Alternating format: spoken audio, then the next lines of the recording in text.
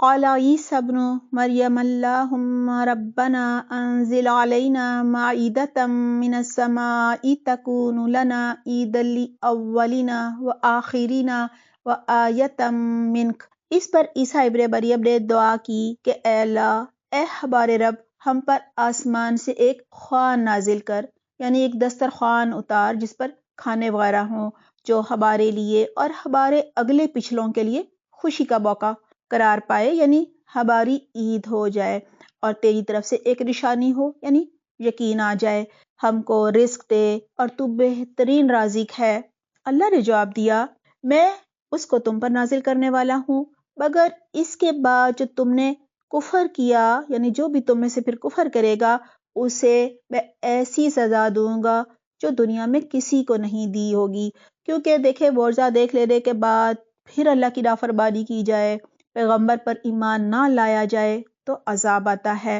غرض جب یہ احسانات یاد لا کر اللہ فرمائے گا کہ اے عیسیٰ ابن مریم، کیا تو نے لوگوں سے کہا تھا کہ اللہ کے سوا مجھے اور میری ماں کو بھی خدا بنا لو؟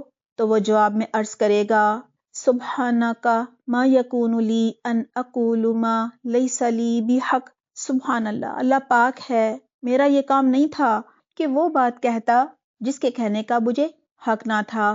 اگر میں نے ایسی بات کہی ہوتی تو آپ کو ضرور علم ہوتا۔ آپ جانتے ہیں جو کچھ میرے دل میں ہے، اور میں نہیں جانتا جو کچھ آپ کے دل میں ہے، کیونکہ اللہ تو عالم الغیب ہے، آپ تو ساری پوشیدہ حقیقتوں کے عالم ہیں۔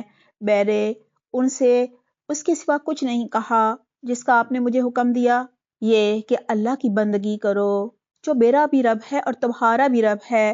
میں اس وقت تک ان کا نگران تھا، نگہبان تھا، جب تک کہ میں ان کے درمیان تھا، یعنی دنیا میں جب میں ان کے ساتھ رہتا تھا تو اس وقت تک کی میں نگرانی کرتا رہا ہوں۔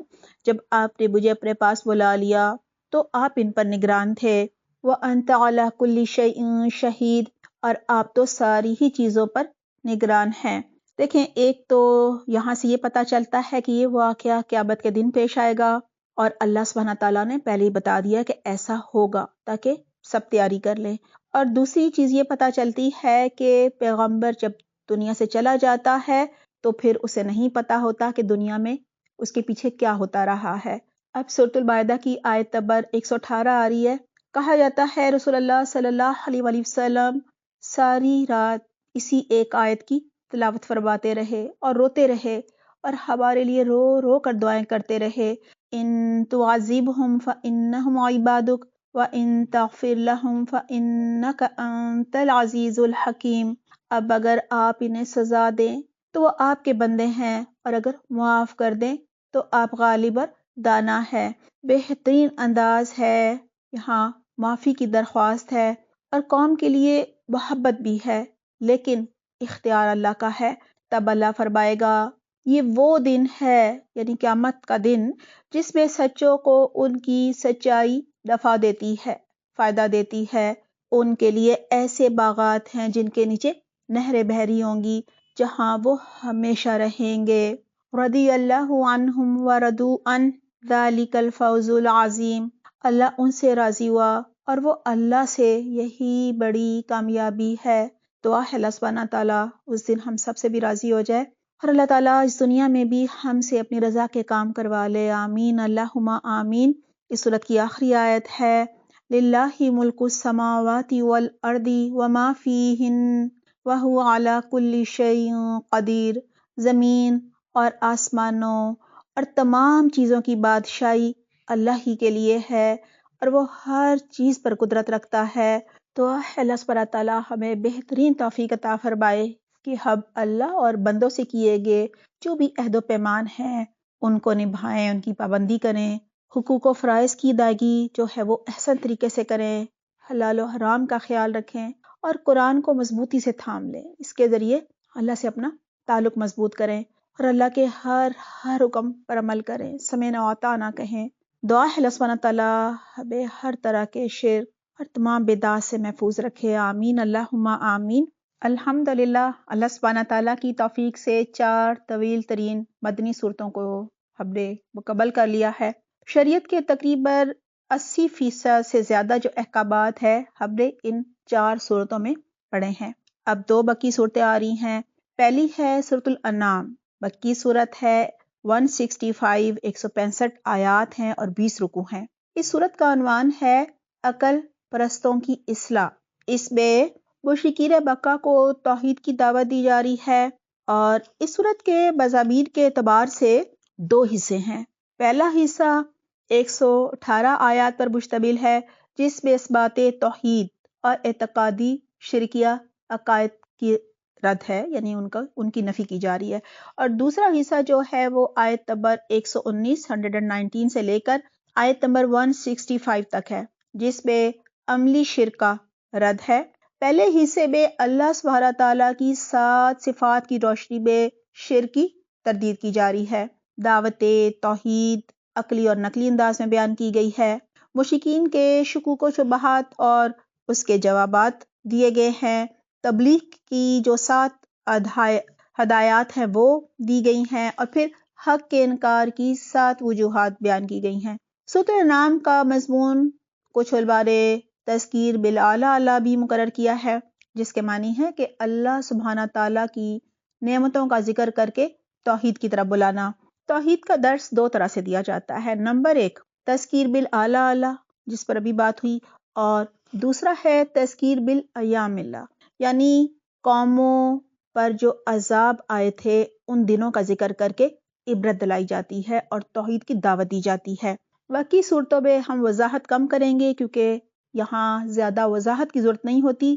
ایمان کا ذکر ہوتا ہے، توحید کی دعوت ہوتی ہے، شرک کی نفی کی جاتی ہے۔ بسم اللہ الرحمن الرحیم۔ الحمد للہ الذی خلق السماوات والارض وجعل الظلمات والنور ثم الذین کفروا بربہم یعدلون۔ تعریف اللہ ہی کے لیے ہے جس نے زمین اور آسمان بنائے، روشنی اور تاریکیاں پیدا کیں، پھر بھی وہ لوگ جنہوں نے دعوت حق کو ماننے سے انکار کر دیا، اپنے رب کا کفر کیا، جنہوں نے دوسروں کو اپنے رب کا ہمسر ٹھہرا لیا، اپنے رب کا شریک بنا لیا۔ وہی ہے جس نے تم کو مٹی سے پیدا کیا، پھر تمہارے لیے زندگی کی ایک مدت مقرر کر دی، یعنی موت کا وقت مقرر کر دیا، اور ایک دوسری مدت اور بھی ہے جو اس کے ہاں طے شدہ ہے۔ دوسرا وقت اللہ کو معلوم ہے، یعنی قیامت کا یا پھر موت کا۔ ثم انتم تمترون، مگر تم لوگ ہو کہ شک میں ہی پڑے ہوئے ہو۔ ان آیات میں اللہ سبحانہ تعالیٰ کی نعمتوں کا ذکر تھا اور شرک کی نفی تھی۔ وہی ایک اللہ آسمانوں میں بھی ہے اور زمین میں بھی، تمہارے کھلے اور چھپے سب حال جانتا ہے، اور جو برائی یا بھلائی تم کرتے ہو، تم کماتے ہو، اس سے خوب واقف ہے۔ اللہ سبحانہ تعالیٰ تو ہماری نیتوں سے، ہمارے خیالات سے، ہماری سوچوں اور ارادوں سے بھی واقف ہے۔ لوگوں کا حال یہ ہے کہ ان کے رب کی نشانیوں میں سے کوئی نشانی ایسی نہیں جو ان کے سامنے آئی ہو اور انہوں نے اس سے منہ نہ موڑا ہو۔ یعنی جب کوئی نئی صورت آتی تھی تو اس سے بھی اعراض برتتے تھے، چنانچہ اب جو حق ان کے پاس آیا تو اسے بھی انہوں نے جھٹلا دیا۔ مکہ میں 12 سال ہو گئے ہیں، آپ صلی اللہ علیہ وآلہ وسلم توحید کی دعوت دے رہے ہیں۔ جس چیز کا اب تک وہ مذاق اڑاتے رہے ہیں، یعنی عذاب کا مذاق اڑاتے تھے، کہتے تھے کہ ہمارے تو کان پک گئے ہیں، لاؤ نا عذاب، سن سن کر تنگ آ گئے ہیں۔ کہا جا رہا ہے اب تک جس چیز کا یہ مذاق اڑاتے رہے ہیں، عنقریب اس کے متعلق کچھ خبریں انہیں پہنچیں گی۔ کیا انہوں نے دیکھا نہیں کہ ان سے پہلے کتنی ایسی قوموں کو ہم ہلاک کر چکے ہیں جن کا اپنے اپنے زمانے میں دورہ تھا، یعنی بہت ترقی یافتہ تھیں، طاقتور تھیں، نمرود، فرعون، عاد، سمود۔ تو کہا جا رہا ہے تمہاری ان کے سامنے کیا حیثیت؟ ان کو ہم نے زمین میں وہ اقتدار بخشا تھا جو تمہیں نہیں بخشا، ان پر ہم نے آسمان سے خوب بارشیں برسائیں اور ان کے نیچے نہریں بہا دیں، یعنی خوب ہم نے نعمتیں دیں، لیکن انہوں نے کیا کیا؟ کفران نعمت۔ تو آخر کار ہم نے ان کے گناہوں کی وجہ سے انہیں تباہ کر دیا اور ان کی جگہ دوسرے دور کی قوموں کو اٹھا لیا۔ دیکھیں اگر ہم بھی اللہ سبحانہ تعالیٰ کے دین کی سربلندی کے لیے کچھ بھی نہیں کریں گے، اللہ سبحانہ تعالیٰ کے احکامات کو نہ جانیں گے، نہ سمجھیں گے، نہ عمل کریں گے تو اللہ سبحانہ تعالیٰ ہمیں اٹھا کر ہماری جگہ ہم سے بہتر لوگ لے آئے گا۔ اللہ کے دین کا کام جو ہے وہ بندوں سے نہیں رکتا۔ اللہ سبحانہ تعالیٰ کی جو سنت ہے، جو طریقہ ہے، وہ سب کے لیے ہے، قیامت تک کے لوگوں کے لیے ہے۔ جو گناہ کرے گا وہ اٹھا لیا جائے گا یا نیکی کی توفیق چھین لی جائے گی اور اللہ تعالیٰ کسی اور سے کام لے لے گا اپنے دین کا۔ اب حصی معجزہ مانگنے والوں کے لیے اللہ تعالیٰ فرما رہے ہیں کہ اے پیغمبر، اگر ہم تمہارے اوپر کوئی کاغذ میں لکھی لکھائی کتاب ہی اتار دے اور لوگ اسے اپنے ہاتھوں سے چھو کر بھی دیکھ لیں، تب بھی جنہوں نے حق کا انکار کیا ہے وہ یہی کہتے رہیں گے یہ تو کھلا جادو ہے۔ کہتے ہیں کہ اس نبی پر کوئی فرشتہ کیوں نہیں اتارا گیا؟ اگر کہیں ہم نے فرشتہ اتار دیا ہوتا تو تب بھی کبھی کا فیصلہ ہو چکا ہوتا۔ یعنی پھر یہ کہتے کہ جی ہماری نظر بندی کر دی گئی ہے، جادو کر دیا گیا ہے، فرشتہ ہے نا اس لیے یہ سب کام کرتا ہے، ہم انسان ہیں ہم کیسے کریں؟ اور فرشتہ اگر اپنی اصلی شکل میں آتا تو یہ تو اس کو ڈر جاتے دیکھ کر، لہٰذا پھر بھی یہ کہتے کہ جی ہم کیسے کریں؟ اگر وہ انسانی شکل میں آتا تو کہتے ہمیں کیا پتہ یہ انسان ہے کہ فرشتہ ہے، ہمیں تو انسان ہی نظر آ رہا ہے۔ یعنی کسی حال میں راضی نہ ہوتے۔ کہا جا رہا ہے پھر انہیں کوئی مہلت نہ دی جاتی، یعنی معجزہ دیکھ کر انکار کرتے تو عذاب آتا۔ آخری امت تھی، اللہ تعالیٰ نے ہلاک نہیں کرنا تھا، یہی وجہ ہے کہ کوئی بہت بڑا حصی معجزہ نہیں دیا گیا۔ اور اگر ہم فرشتے کو اتارتے تب بھی اسے انسانی شکل ہی میں اتارتے اور اس طرح انہیں اسی شعبے میں مبتلا کر دیا جاتا جس میں وہ اب تک مبتلا ہیں۔ اب اگلی آیات میں حضرت محمد صلی اللہ علیہ وسلم کو تسلی دی جا رہی ہے کہ اگر یہ منکرین حق آپ کا مذاق اڑا رہے ہیں تو ایسا ہمیشہ ہوتا رہا ہے۔ حضرت نوح علیہ السلام تقریباً 950 سال تک ان کا مذاق جو ہے وہ برداشت کرتے رہے، اور آپ یہ دیکھیے کہ ان کا ہم نے انجام کیا کیا۔ وَلَقَدِ اسْتُهْزِئَ بِرُسُلٍ مِّن قَبْلِكَ فَحَاقَ بِالَّذِينَ سَخِرُوا مِنْهُم مَّا كَانُوا بِهِ يَسْتَهْزِئُونَ۔ اے محمد، تم سے پہلے بھی بہت سے رسولوں کا مذاق اڑایا جا چکا ہے، مگر ان مذاق اڑانے والوں پر آخر کار وہی حقیقت مسلط ہو کر رہی جس کا مذاق اڑاتے تھے، یعنی عذاب آیا۔ ان سے کہو ذرا زمین میں چل پھر کر تو دیکھو جھٹلانے والوں کا کیا انجام ہوا ہے۔ ان سے پوچھو آسمانوں اور زمین میں جو کچھ ہے وہ کس کا ہے؟ کہو سب کچھ اللہ ہی کا ہے، اس نے رحم و کرم کا شیوا اپنے اوپر لازم کر لیا ہے، اسی لیے وہ نافرمانیوں اور سرکشیوں پر تمہیں جلدی سے نہیں پکڑتا، یعنی مہلت دیتا ہے، چھوٹ دیتا ہے تاکہ گناہوں میں پکے ہو جاؤ، پھر ایک دفعی ایک جھٹکے میں تمہیں پکڑ لے۔ قیامت کے روز وہ تم سب کو جمع کرے گا۔ یہ بالکل ایک غیر مشتبہ حقیقت ہے، مگر جن لوگوں نے اپنے آپ کو خود تباہی کے خطرے میں مبتلا کر لیا ہے وہ اسے نہیں مانتے۔ رات کے اندھیرے اور دن کے اجالے میں جو کچھ بھی ٹھہرا ہوا ہے سب اللہ کا ہے، اور وہ جو زمین و آسمان کا خالق ہے وہ سب کچھ سنتا اور جانتا ہے۔ قُلْ أَغَيْرَ اللَّهِ أَتَّخِذُ وَلِيًّا فَاطِرِ السَّمَاوَاتِ وَالْأَرْضِ، کہو اللہ کو چھوڑ کر کیا میں کسی اور کو اپنا سرپرست، اپنا دوست بنا لوں، مددگار بنا لوں؟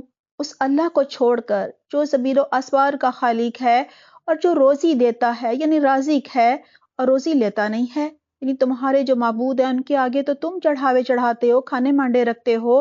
کہو مجھے تو یہی حکم دیا گیا ہے کہ سب سے پہلے میں اس کے آگے سر تسلیم خم کر دوں، اور تاکید کی گئی ہے کہ کوئی شرک نہ کروں، یعنی کوئی شرک کرتا ہے تو کرے۔ وَلَا تَكُونَنَّ مِنَ الْمُشْرِكِينَ، بہرحال میں مشرکوں میں شامل نہیں ہوں۔ رسول اللہ صلی اللہ علیہ وسلم فرما رہے ہیں کہو اگر میں اپنے رب کی نافرمانی کروں تو ڈرتا ہوں ایک بڑے خوفناک دن مجھے سزا بھگتنی پڑے گی، یعنی میری بھی پکڑ ہوگی۔ اس دن جو سزا سے بچ گیا اس پر اللہ نے بڑا ہی رحم کیا، اور یہی بڑی کامیابی ہے۔ وَإِن يَمْسَسْكَ اللَّهُ بِضُرٍّ فَلَا كَاشِفَ لَهُ إِلَّا هُوَ وَإِن يَمْسَسْكَ بِخَيْرٍ فَهُوَ عَلَى كُلِّ شَيْءٍ قَدِيرٌ، اگر اللہ تمہیں کسی قسم کا نقصان پہنچائے تو اللہ کے سوا کوئی نہیں جو تمہیں اس نقصان سے بچا سکے، اور اگر وہ تمہیں کوئی بھلائی عطا کرنا فرمائے تو وہ ہر چیز پر قادر ہے اور اپنے بندوں پر کامل اختیارات رکھتا ہے اور وہ دانا ہے اور باخبر ہے۔ اے نبی ان سے پوچھو کس کی گواہی سب سے بڑھ کر ہے؟ کہو میرے اور تمہارے درمیان اللہ گواہ ہے، یعنی اللہ اس بات پر گواہ ہے کہ میں اس کی طرف سے پیغمبر بنا کر بھیجا گیا ہوں اور یہ قرآن میری طرف بذریعہ وحی بھیجا گیا ہے تاکہ تمہیں اور جس کو یہ پہنچے سب کو خبردار کر دوں، متنبع کر دوں۔ یعنی حصی معجزہ جو ہے وہ نہیں آئے گا، یہ قرآن ہی معجزہ ہے۔ کیا واقعی تم لوگ یہ شہادت دے سکتے ہو کہ اللہ کے ساتھ دوسرے خدا بھی ہیں؟ کہو میں تو اس کی شہادت ہرگز نہیں دے سکتا۔ رسول اللہ صلی اللہ علیہ وسلم کہہ رہے ہیں تم گواہی دیتے ہو کہ بہت سے خدا ہیں، دیتے رہو گواہی، میں ایسا ہرگز نہیں کروں گا کیونکہ یہ اللہ پر جھوٹ گڑنا ہے۔ کہو اللہ تو وہی ایک ہے اور میں اس شرک سے قطعی بیزار ہوں جس میں تم مبتلا ہو، یعنی خود ہاتھ سے گھڑ کر لائے ہو اور پھر ان کو معبود بنا لیا ہے۔ جن لوگوں کو ہم نے کتاب دی ہے وہ اس قرآن اور حضرت محمد صلی اللہ علیہ وسلم کو بغیر کسی شک کے پہچانتے ہیں، ایسے پہچانتے ہیں جیسے ان کو اپنے بیٹوں کو پہچاننے میں کوئی شک و شبہ نہیں ہوتا، مگر جنہوں نے اپنے آپ کو خود خسارے میں ڈال دیا ہے وہ اسے نہیں مانتے۔ اور اس شخص سے بڑھ کر ظالم کون ہوگا جو اللہ پر جھوٹا بہتان لگائے یا اللہ کی نشانیوں کو جھٹلائے۔ یقیناً ایسے ظالم کبھی فلاح نہیں پا سکتے۔ وَيَوْمَ نَحْشُرُهُمْ جَمِيعًا ثُمَّ نَقُولُ لِلَّذِينَ أَشْرَكُوا أَيْنَ شُرَكَاؤُكُمُ الَّذِينَ كُنتُمْ تَزْعُمُونَ، جس روز ہم ان سب کو اکٹھا کریں گے اور مشرکوں سے پوچھیں گے کہ اب وہ تمہارے ٹھہرائے ہوئے شریک کہاں ہیں جن کو تم اپنا معبود سمجھتے تھے، یعنی دعویٰ کرتے تھے ان کی بھی کوئی حیثیت ہے، کہاں ہے وہ؟ تو وہ اس کے سوا کوئی فتنہ نہ اٹھا سکیں گے کہ جھوٹا بیان دیں کہ اے ہمارے رب تیری قسم ہم ہرگز مشرک نہیں تھے، یعنی اللہ کے سامنے جھوٹ بولیں گے کہ ہم شرک نہیں کرتے تھے۔ دیکھو اس وقت یہ کس طرح اپنے اوپر جھوٹ گڑیں گے اور وہاں ان کے سارے بناوٹی معبود یعنی من گھڑت جو خدا تھے وہ گم ہو جائیں گے۔ ان مشرکین میں سے بعض لوگ ایسے ہیں جو کان لگا کر تمہاری بات سنتے ہیں یعنی قرآن سنتے ہیں، مگر حال یہ ہے کہ ہم نے ان کے دلوں پر پردے ڈال رکھے ہیں جن کی وجہ سے وہ اس کو کچھ سمجھ نہیں پاتے اور ان کے کانوں میں بوجھ ہے کہ سب کچھ سنتے ہیں پھر بھی کچھ نہیں سنتے، کیونکہ اعتراضات کرنے کے لیے، مذاق اڑانے کے لیے، کجی نکالنے کے لیے وہ سنا کرتے تھے چھپ چھپ کر، کیونکہ وہ ہدایت نہیں پانا چاہتے تھے، کیونکہ وہ رسول اللہ صلی اللہ علیہ وسلم سے حسد کرتے تھے، تکبر کرتے تھے، تعصب کا شکار تھے۔ کہا جا رہا ہے وہ خواہ کوئی نشانی دیکھ لیں ہرگز ایمان نہیں لائیں گے۔ حد یہ ہے کہ جب وہ تمہارے پاس آ کر تم سے جھگڑتے ہیں تو ان میں سے جن لوگوں نے انکار کا فیصلہ کر لیا ہوتا ہے وہ ساری بات سننے کے بعد یہی کہتے ہیں کہ یہ تو پرانے قصے ہیں، یعنی نصرانیوں سے سن لیے ہیں یہ قصے، پرانی کہانیاں، ان کے سوا کچھ نہیں ہے یہ۔ وَهُمْ يَنْهَوْنَ عَنْهُ وَيَنْأَوْنَ عَنْهُ، اور وہ اس حق کو قبول کرنے سے لوگوں کو روکتے ہیں اور خود بھی سے دور بھاگتے ہیں۔ وہ سمجھتے ہیں کہ اس حرکت سے وہ تمہارا کچھ بگاڑ رہے ہیں۔ حضرت محمد صلی اللہ علیہ وسلم کو اللہ سبحانہ تعالیٰ فرما رہے ہیں حالانکہ دراصل وہ خود اپنی ہی تباہی کا سامان کر رہے ہیں، یعنی اپنی ہی آخرت خراب کر رہے ہیں، مگر انہیں اس کا شعور نہیں ہے۔ اب دوزخ کا ایک منظر پیش کیا جا رہا ہے۔ وَلَوْ تَرَىٰ إِذْ وُقِفُوا عَلَى النَّارِ فَقَالُوا يَا لَيْتَنَا نُرَدُّ وَلَا نُكَذِّبَ بِآيَاتِ رَبِّنَا وَنَكُونَ مِنَ الْمُؤْمِنِينَ۔ کاش تم اس وقت کی حالت دیکھ سکتے جب وہ دوزخ کے کنارے کھڑے کیے جائیں گے۔ اس وقت وہ کہیں گے کہ کاش کوئی صورت ایسی ہو کہ ہم دنیا میں پھر واپس بھیج دیے جائیں اور اپنے رب کی نشانیوں کو نہ جھٹلائیں اور ایمان لانے والوں میں شامل ہو جائیں، یعنی اب ہم سچے مومن بن جائیں گے، اب ہم نیک اعمال کر کے لائیں گے، اب ہم اپنے پیغمبروں کو کبھی بھی نہیں جھٹلائیں گے۔ در حقیقت یہ بات وہ محض اس وجہ سے کہیں گے کہ جس حقیقت پر انہوں نے پردہ ڈال رکھا تھا وہ اس وقت بے نقاب ہو کر ان کے سامنے آ چکی ہوگی۔ اللہ سبحانہ تعالیٰ فرما رہے ہیں کہ ایمان بالغیب ہی قبول ہوتا ہے، لیکن جب موت کے وقت، قیامت کے دن یا عذاب کے وقت انہیں اصل حقیقت سمجھ آ جائے گی، فرشتے نظر آ جائیں گے، پھر ان کا ایمان لانا بھی قبول نہیں ہوگا، واپس جانا چاہیں گے دنیا میں دوبارہ اعمال کرنے کے لیے، وہ بھی قبول نہیں ہوگا، کیونکہ وہ تو پھر ایمان بالغیب نہیں ہوگا نا۔ تو کہا جا رہا ہے اگر ان کو بھیجا گیا تو پھر وہی کچھ کریں گے جس سے انہیں منع کیا گیا ہے۔ اللہ سبحانہ تعالیٰ تو ہر ایک کے دل کا حال جانتے ہیں، اللہ کو پتہ ہے کہ انہیں اگر 1000 بار بھی بھیج دیا گیا، ہر دفعہ وہی کچھ کریں گے جو پہلی دفعہ کر کے لائے ہیں۔ کہا جا رہا ہے وہ تو ہیں ہی جھوٹے، اس لیے اپنی اس خواہش کے اظہار میں بھی جھوٹ سے کام لیں گے۔ آج یہ لوگ کہتے ہیں کہ زندگی جو کچھ بھی ہے بس یہی دنیا کی زندگی ہے اور ہم مرنے کے بعد ہرگز دوبارہ نہ اٹھائے جائیں گے۔ کاش وہ منظر تم دیکھ سکو جب یہ اپنے رب کے سامنے کھڑے کیے جائیں گے۔ اس وقت ان کا رب ان سے پوچھے گا الیسا ھذا بالحق، کیا یہ حقیقت نہیں ہے؟ قالوا بلا وربنا، یہ کہیں گے ہاں اے ہمارے رب یہ حقیقت ہی ہے۔ پھر اللہ فرمائے گا اچھا تو اب اپنے انکار حقیقت کی پاداش میں عذاب کا مزہ چکھو، یعنی تم نے جو حق کا انکار کیا تھا اب اس کی سزا بھگتو۔ نقصان میں پڑ گئے وہ لوگ جنہوں نے اللہ سے اپنی ملاقات کی خبر کو جھوٹ قرار دیا، یعنی ایمان نہ لائے۔ جب اچانک وہ گھڑی آ جائے گی، موت یا عذاب یا قیامت، تو یہی لوگ کہیں گے افسوس ہم سے اس معاملے میں کیسی تقصیر یعنی کوتاہی اور کمی ہو گئی، اور ان کا حال یہ ہوگا کہ اپنی پیٹھوں پر اپنے گناہوں کا بوجھ لادے ہوئے ہوں گے۔ دیکھو کیسا برا بوجھ ہے جو یہ اٹھا رہے ہیں۔ وَمَا الْحَيَاةُ الدُّنْيَا إِلَّا لَعِبٌ وَلَهْوٌ، دنیا کی زندگی تو ایک کھیل اور ایک تماشا ہے، یعنی آخرت کے مقابلے میں کیا ہے؟ 3 گھنٹے کا ڈرامہ، کسی کو بادشاہ بنا دیا گیا تو کسی کو فقیر، ڈرامہ ختم، نہ کوئی بادشاہ تو نہ کوئی فقیر۔ کہا جا رہا ہے حقیقت میں آخرت ہی کا وہ کام لوگوں کے لیے بہتر ہے جو تقوی اختیار کرتے ہیں، اللہ سے ڈرتے ہیں۔ پھر کیا تم لوگ عقل سے کام نہیں لوگے؟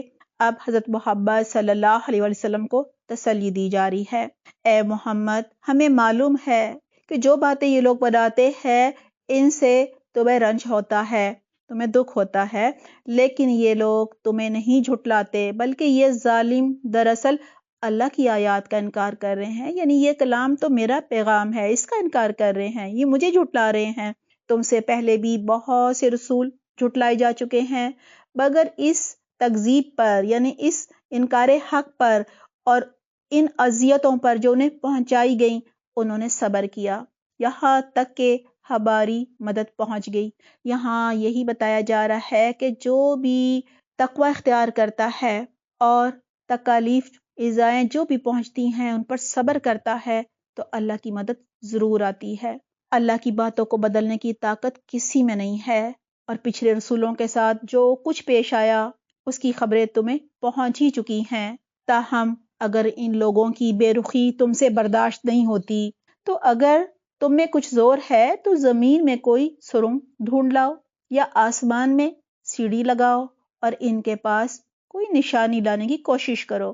رسول اللہ صلی اللہ علیہ وسلم کے دل میں بہت شدید خواہش تھی کہ مشرکین مکہ ایمان لے آئیں، لیکن وہ معجزہ مانگ رہے تھے، تو آپ صلی اللہ علیہ وسلم کے دل میں تھا کہ کوئی حصی معجزہ آ ہی جائے، یہ دیکھ لیں اور ایمان لے آئیں۔ لیکن دیکھیں جب کوئی معجزہ آ جاتا ہے پھر بھی اگر امت جو ہے وہ ایمان نہیں لاتی، حق کو جھٹلاتی ہے تو پھر ضرور عذاب آتا ہے۔ آخری امت تھی، اللہ سبحانہ تعالیٰ نے ہلاک نہیں کرنا تھا، یہی وجہ ہے کہ حصی معجزہ نہیں آ رہا تھا، قرآن ہی معجزہ تھا جسے کہ وہ قبول ہی نہیں کر رہے تھے، ایمان ہی نہیں لا رہے تھے۔ تو اللہ سبحانہ تعالیٰ کہہ رہے ہیں آپ کو اتنی شدید خواہش ہے تو آپ خود لے آئیں کوئی معجزہ، آسمان پر چلے جائیں کسی طرح۔ اگر اللہ چاہتا تو ان سب کو ہدایت پر جمع کر سکتا تھا، یعنی اللہ سبحانہ تعالیٰ کے لیے تو کوئی مشکل نہیں تھا۔ اللہ چاہتا، اللہ کہتا کن فیکون تو سب کے سب توحید پر ہوتے، لیکن یہ دنیا امتحان گاہ ہے، آزمائش کے لیے بنائی گئی ہے۔ اللہ نے انسان کو مرضی اور اختیار دے کر بھیجا ہے اور ہدایت کے انتظام بھی کیے ہیں، اور اب اللہ نے دیکھنا یہ ہے کہ کون اپنی مرضی سے اپنے اختیار سے ایمان لاتا ہے۔ ایمان وہی قبول ہوگا جو ایمان بالغیب ہوگا، اور انسان اپنی مرضی سے لائے گا، جو راستہ چنے گا وہ دنیا میں اسی کے حساب سے اس کا انجام ہوگا۔ اللہ سبحانہ تعالیٰ فرما رہے ہیں فَلَا تَكُونَنَّ مِنَ الْجَاهِلِينَ، لہٰذا نادان مت بنو، یعنی آپ جذباتی نہ ہوں ان کے لیے، کیونکہ پیغمبر کا کام صرف اتنا ہی ہوتا ہے ایک داعی دین کا کہ وہ اللہ کا پیغام لوگوں تک پہنچا دے۔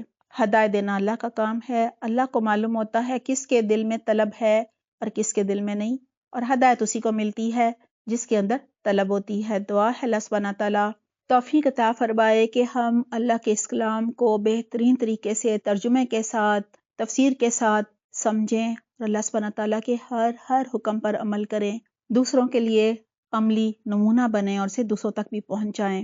آمین اللہم آمین۔ 7ویں پارے کا دوسرا ربع سورۃ الوائدہ کی آیت نمبر 114 سے 120 تک ہے، اور سورۃ الانعام کی آیات 1 سے 35 ہیں۔ آئیے دیکھتے ہیں عمل کے لیے ہم نے کیا سیکھا یا کیا ہمیں نئی بات پتہ چلی۔ آیت نمبر 114 اور 115، معجزے نہیں مانگنے چاہیے کیونکہ معجزہ دیکھ کر جن اقوام نے حق کا انکار کیا تھا ان پر پھر اللہ کا عذاب آیا تھا۔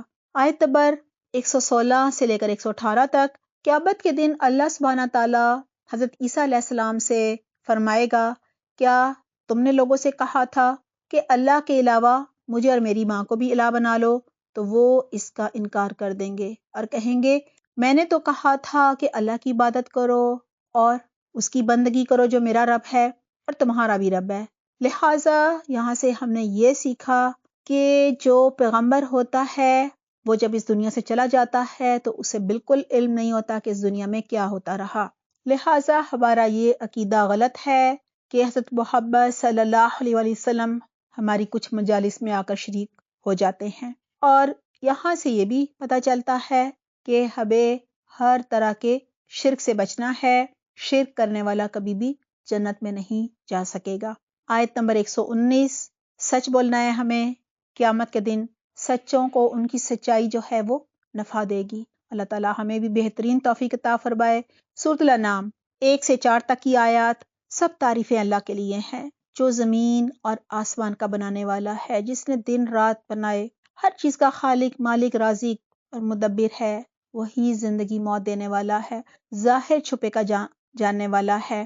ہدایت کے لیے اس نے قرآن بھیجا، لہٰذا ہمیں اخلاص کے ساتھ اللہ پر ایمان لانا چاہیے، ایمان بالغیب لانا چاہیے، اور اس کے ساتھ کسی کو بھی شریک نہیں ٹھہرانا چاہیے، کیونکہ جو خالق، مالک، رازق ہو وہی اس کے قابل ہوتا ہے کہ اس کی عبادت کی جائے، اس کو اپنا رب مانا جائے۔ آیت نمبر 5، داعی دین کو حق کو جھٹلانے اور مذاق اڑانے والوں کے ساتھ اعراض برتنا چاہیے، اپنا دل تنگ نہیں کرنا چاہیے۔ اللہ سبحانہ تعالیٰ کی مدد جو ہے وہ اس کے ساتھ ہی ہوتی ہے۔ جب وہ تقوی اختیار کرتا ہے اور صبر کرتا ہے تو اللہ اس کی ضرور مدد کرتا ہے۔ آیات ہیں 7 سے لے کر 10 تک، جس نے ایمان نہ لانا ہو وہ معجزے دیکھ کر بھی ایمان نہیں لاتا۔ آیت نمبر 11، ہمیں نافرمان قوموں کے انجام سے عبرت پکڑنی چاہیے اور ان کاموں سے بچنا چاہیے جو کر کے وہ اس انجام کو پہنچے۔ آیت نمبر 15، ہمیں قیامت کے دن کی پکڑ سے بچنے کے لیے تقوی اختیار کرنا ہے اور اللہ کی نافرمانی سے بچنا ہے، صبر کرنا ہے۔ آیت نمبر 17، اللہ نفع نقصان کا مالک ہے، لہٰذا ہمیں صرف اللہ سبحانہ تعالیٰ ہی سے امید لگانی چاہیے، اسی سے دعائیں مانگنی چاہیے، اسی پر توکل اور بھروسہ کرنا چاہیے۔ آیت نمبر 20 اور 21، ہمیں قرآن پر شک نہیں کرنا چاہیے اور شرک کر کے اللہ پر بہتان نہیں گھڑنا چاہیے، یعنی اللہ پر جھوٹ نہیں گھڑنا چاہیے۔ آیات ہیں 22 سے لے کر 24 تک، قیامت کے دن مشرکین کو اپنے من گھڑت معبود کہیں نظر نہیں آئیں گے، وہ گم ہو جائیں گے، یعنی دنیا میں جو من گھڑت معبودوں پر تکیہ کیے ہوئے ہے اس سے یہاں سے یہ سبق سیکھ لینا چاہیے کہ اس دن وہ کہیں نظر نہیں آئیں گے، وہ بھی جہنم میں کہیں پڑے ہوں گے۔ آیت نمبر 27 اور 28، قیامت کے دن منکرین حق واپس دنیا میں جانا چاہیں گے لیکن ایسا ممکن نہیں ہوگا۔ یہاں ہمارے لیے سبق ہے کہ جو لمحہ ہمارے ہاتھ میں ہے اس کا ہم بہترین استعمال کریں اور شعوری ایمان لا کر اللہ کی رضا کے کام کریں اور اپنی موت سے پہلے اللہ کو راضی کر لیں۔ آیت نمبر 30 اور 31، اس دن وہ ایمان لے آئیں گے لیکن قبول نہیں کیا جائے گا. یعنی منکرین حق دنیا میں تو ایمان نہیں لائے، اس دن لائیں گے، لہٰذا اس دن تو قبول ہی نہیں ہوگا. آج ایمان لانا چاہیے، شعور ایمان، اور آخرت کی تیاری کرنی چاہیے. آیت نمبر 33 اور 34. ایک داعی دین کو لوگوں کی اذیتوں پر، تکالیف پر صبر کرنا چاہیے، تقوی اختیار کرنا چاہیے. اللہ کی مدد جو ہے وہ پھر اس کے ساتھ ہوتی ہے. اللہ تعالیٰ ہمیں توفیق عطا فرمائے کہ ہم اللہ سبحانہ تعالیٰ کے ہر حکم پر عمل کر سکیں. آمین اللہم آمین.